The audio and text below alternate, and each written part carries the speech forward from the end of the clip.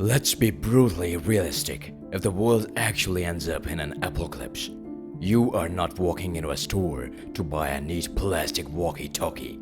They will be loaded, broken, or dead. So what do? Of course, you build a foxhole radio, guys.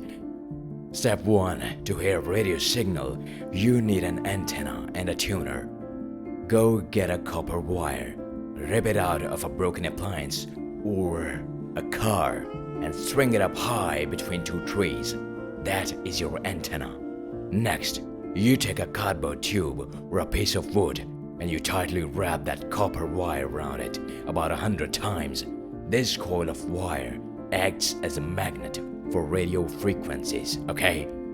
Step 2. Now you need to separate the actual audio message from the raw radio wave. So what do? You gotta get the rusty razor blade and a pencil. You take the razor blade and heat it over a flame to give it a blue oxidized layer. Lay it flat.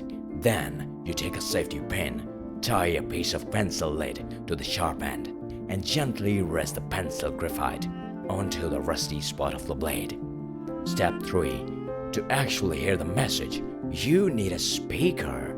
If you can scavenge an old telephone or pair of broken headphones, pull the tiny earpiece out, connect one wire from your earpiece to your rusty razor blade, and the other wire straight into the ground by shoving a metal nail into the dirt. Okay, now you have just built a working radio receiver. And the craziest part? It requires 0 batteries. It runs entirely on the raw electricity of the radio waves hitting your antenna wire. Step 4. Now, how do you talk back if you don't even have a microphone? You build a spark gap transmitter, of course. You take an old 12-volt car battery, you connect a wire to the positive terminal and a wire to the negative one. If you snap those two bare wires together, it creates a loud, bright electrical spark. That spark doesn't just make the noise in your room. It blasts a massive wave of raw electromagnetic static into the air for about a mile in every single direction. If you hook those battery wires up to your long tree antenna, every single person with a foxhole radio in your area will hear a loud, sharp static pop in their earpieces every time you create a spark. By tapping those wires together using a simple rhythm, short sparks or long sparks, you are now broadcasting your own custom Morse code across the wasteland. This is raw, primitive radio.